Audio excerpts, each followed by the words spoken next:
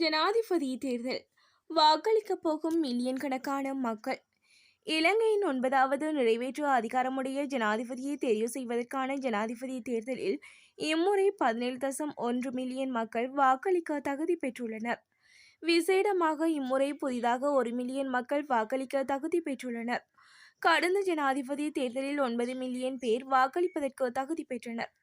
கடந்த 2019ஆம் ஆண்டு நடைபெற்ற ஜனாதிபதி தேர்தலில் 45 பேர் கட்டுப்பணம் செலுத்தியிருந்தும் 35 பேர் மாத்திரமே வேட்புமனு தாக்கல் செய்தனர். செப்டம்பர் 21ஆம் தேதி நடைபெறவுள்ள ஜனாதிபதி தேர்தலுக்கான வேட்புமனு சமர்ப்பிப்பதற்கான காலம் இன்று காலை 9 மணி முதல் 11:30 மணி வரை வழங்கப்பட்டது. கடந்த ஜனாதிபதி தேர்தலில் 45 பேர் கட்டுப்பணம் செலுத்தியிருந்தும் இவர்களில் 31 பேர் மாத்திரமே வேட்புமனு தாக்கல் செய்தமை குறிப்பிடத்தக்கது. ஜனாதிபதி தேர்தல் எதிர்வரும் ஜனாதிபதி தேர்தலில் போட்டியிடும் வேட்பாளர்களுக்கு பிரச்சாரத்தின் போது பாதுகாப்பு வழங்கப்பட உள்ளதாக தெரிவிக்கப்பட்டுள்ளது. அந்த வகையில் தேர்தலில் போட்டியிடும் முன்னணி போட்டியாளர்களுக்கு மேம்படுத்தப்பட்ட பாதுகாப்பு வழங்கப்பட உள்ளதாக குறிப்பிடப்படுகிறது. அதன்படி முன்னணி வேட்பாளர்களை பாதுகாக்க பாதுகாப்பு அமைச்சு பிரிவு மற்றும் விசேட அதிரடி படையினர்கள் நியமிக்கப்பட உள்ளனர். குறிப்பாக 4 முக்கிய அரசியல் வேட்பாளர்களான ரணில் விக்ரமசிங்க, சஜித் பிரேமதாச, அனுரகுமார திசாநாயக்க மற்றும் நாமல் ராஜபக்ச ஆகியோர் இன்று வேட்புமனு தாக்கல் முடிவடைந்த சிறிது நேரத்திலே தங்கள் பிரச்சார பேரணிகளை தொடங்குவார்கள் என குறிப்பிடப்பட்டுள்ளது. ஒவ்வொரு வேட்பாளருக்குமான பாதுகாப்பு நடவடிக்கைகள் தனிநபர் மற்றும் அவர்களின் அச்சுறுத்தல் மதிப்பீடுகளை பொறுத்து மாறுபடும். ரணிலுக்கு பெருகும் ஆதரவு.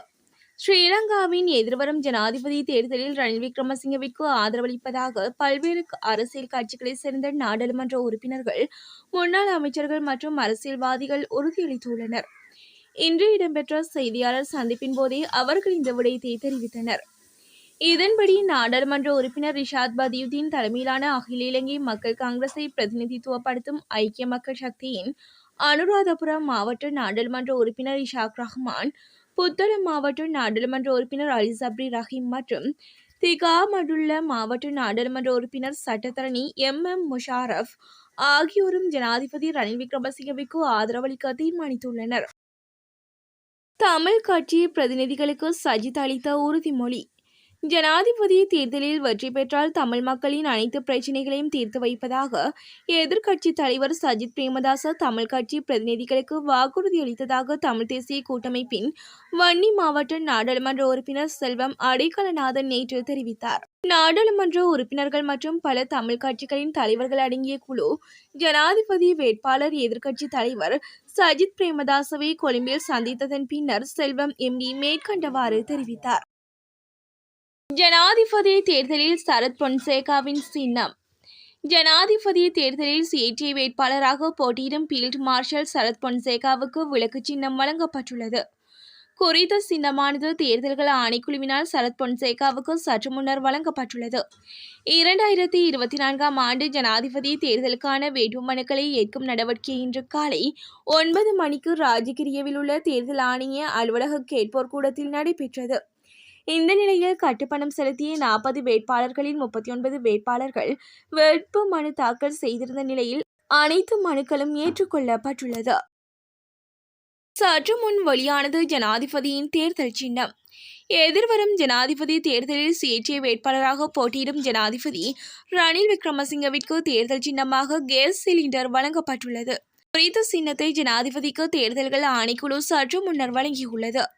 2024ஆம் ஆண்டு ஜனாதிபதி தேர்தலுக்கான வேட்புமனுக்களை ஏற்கும் நடவடிக்கை இன்று காலை 9 மணிக்கு ராஜகிரியில் உள்ள தேர்தல் ஆணைய அலுவலக கேட்போர் கூடத்தில் நடைபெற்றது.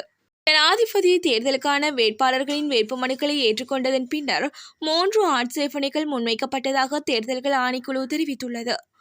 ஆனால் தேர்தல் சட்டத்தின்படி அந்த ஆட்சேபனைகள் நிராகரித்தல் தேர்தல் ஆணைக்குழுவின் அதிகாரிகள் நடவடிக்கை எடுத்துள்ளனர். மேலும் கட்டுப்பணம் செலுத்திய 40 வேட்பாளர்களில் 39 வேட்பாளர்கள் வேட்புமனு தாக்கல் செய்திருந்த நிலையில் அனைத்து மனுக்களும் ஏற்றுக்கொள்ளப்பட்டது. இதேவேளை ஜனாதிபதி தேர்தலில் தமிழ் பொது வேட்பாளராக களமிறங்கியுள்ள அரிய நேத்திரனின் சங்க சின்னத்தில் போட்டியிட உள்ளமை குறிப்பிடத்தக்கது.